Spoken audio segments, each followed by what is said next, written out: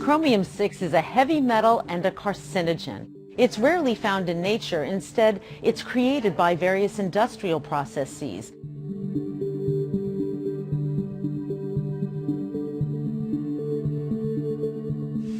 There are reports that chromium-6 is in the drinking water of hundreds of millions of Americans. However, health authorities don't know exactly what level of chromium-6 might pose health problems. They do know that when they put chromium in the drinking water of rats and mice, that level of chromium caused cancer.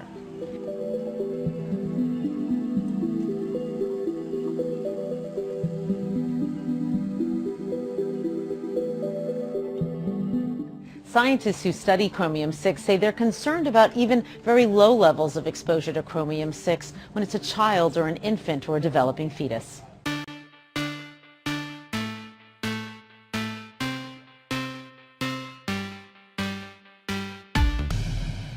Painkillers, blood thinners, and chemotherapy drugs are just some of the substances that are found in your drinking water.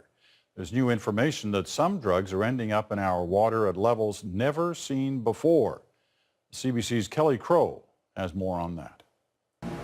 There's something happening to the rainbow darter, a tiny fish that lives in the rivers of southern Ontario.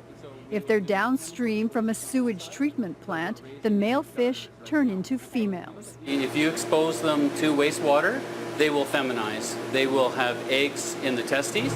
What's causing the males to develop eggs?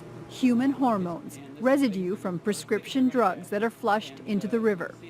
Using new highly sensitive equipment, scientists are finding an increasing variety of prescription drugs in the waterways.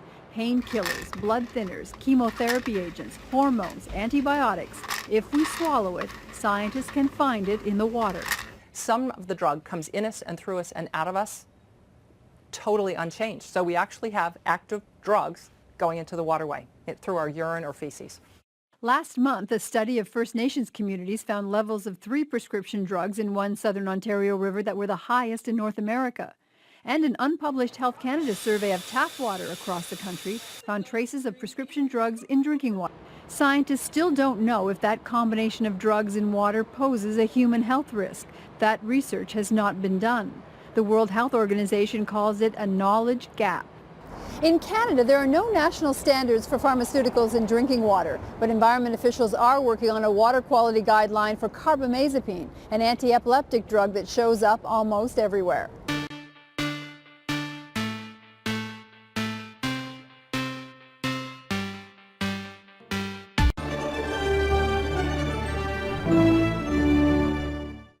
New worries tonight about the safety of America's water supply. In the first nationwide investigation of its kind, the Associated Press found that at least 41 million of us are drinking water that contains traces of prescription drugs.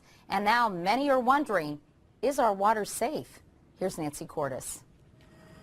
The Associated Press investigation reveals that nearly every drinking water supply in the country that's been tested for pharmaceuticals tested positive. 24 major metropolitan areas from coast to coast. What turned up? Trace amounts of everything from sex hormones to drugs for livestock, anti-seizure medications, prescription painkillers, even the antidepressant ingredient in Prozac. How many water suppliers that you spoke to actually filter out pharmaceuticals? Virtually no water supplier we talk to will claim or can claim to entirely filter out pharmaceuticals because the treatment systems aren't designed to filter out pharmaceuticals. In Philadelphia, for example, scientists detected 63 different pharmaceuticals in the untreated watershed and 56 in the drinking water. That said, I did a story about 4 years ago in which we found a river in Colorado, and now we know there are many rivers, in which the fish were turning from male to female. And the reason was because there was too much estrogen in the water. The natural female hormone was literally turning male fish into female fish, and the thinking was that this is a canary in a coal mine. So now the question is, what's the impact on humans? If the risks are unclear, so are the solutions. Home filters aren't designed to remove all drugs, and bottled water often comes from the very same source as tap water.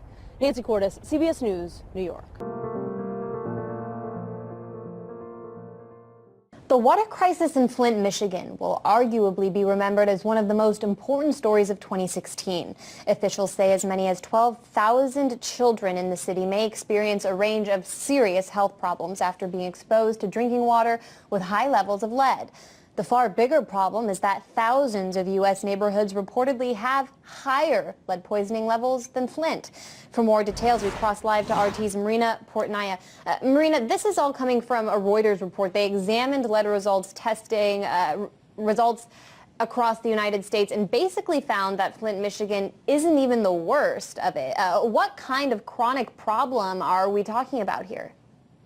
Well, Anya, we're talking about a significant problem that demands much more attention than it's getting. A Reuters investigation found nearly 3,000 U.S. areas with lead poisoning rates at least 2 times higher than the levels found in Flint, Michigan. According to Reuters, more than 1,100 U.S. communities examined had a rate of elevated blood tests at least 4 times higher than Flint.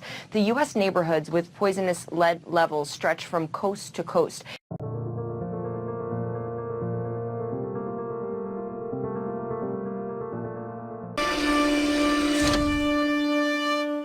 Is bottled water safer than tap water?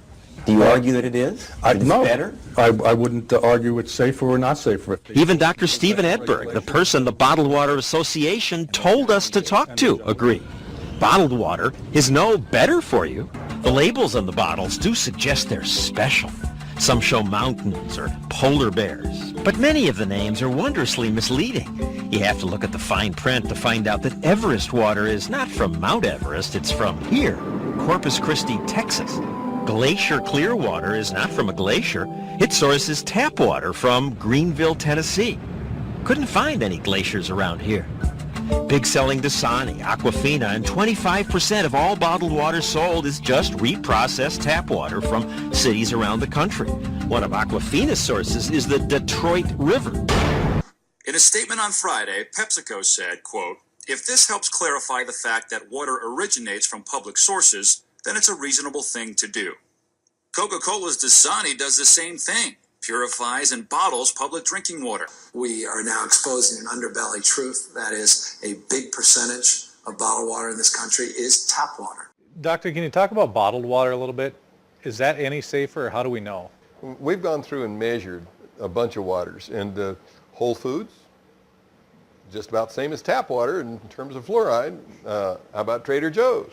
Yep, same as tap water. Well, how about Arrowhead? Same as tap water. So might as well just take a hose and fill up the thing, put a lid on it, and sell it. What do you think? So we got terrible labels, and we've got companies that are willing to take advantage of that. You know, nice, clean-looking label, and basically it's junk water. What about the filters that you can buy at home? The filters that come in refrigerators that you can put on your faucet, the ones you can put pitchers in the refrigerators, all sorts of filters that you can buy. Do those do anything in terms of taking things like fluoride out? No.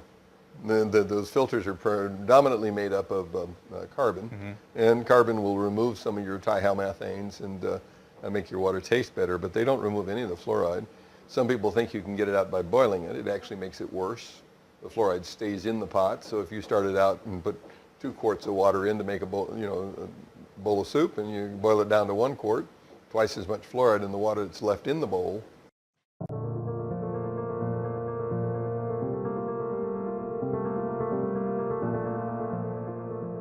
The new water ionizer helps remove pollutants effectively. This produces clean, mineralized water with the most difficult contaminants reduced. And we have documented our results. As water ionizers have spread globally, so has demand for the ultimate ionizer filter, capable of advanced contaminant removal while retaining the beneficial alkalizing minerals. Standard treated and untreated tap water still contains urban, agricultural, industrial runoffs, pharmaceuticals, fluorides, and cleaning byproducts from the actual water treatment. You should be asking what type of filter you have in your ionizer. As a company, we decided to dramatically advance the performance of water ionizer filtration. And the result? Literally creating the cleanest and healthiest water possible. Because you deserve it. The reason this technology came about was we saw a great opportunity to take everything that our ionizers do and make it even cleaner and healthier for you. Toxins and chemical pollutants destroy our cells. Ionized alkaline water rebuilds our cells. But if we consume ionized water that is not clean of chemical pollutants, we're right back to where we started. The cleanest alkaline ionized water possible, with most harmful contaminants rendered scientifically non-detectable. We have our filtration performance tested at independent certified labs, and I'll never forget the first set of lab reports that came back. I was absolutely in awe at the levels of contamination that were removed, and I mean all across the board. Your VOCs, your organic compounds, your chemicals, your disinfectants, your heavy metals. Yet, everything beneficial such as the calcium, magnesium, potassium remained intact. I was surprised by such a simple device that it could deliver the type of results that it did. Through our supercharged media, trapping contaminants across the board while leaving the beneficial alkalizing minerals intact. Imagine the cleanest and healthiest water. That's the next generation. We took the opportunity to improve filtration, to give you the opportunity to take back your tap. You can now have the cleanest and healthiest water possible.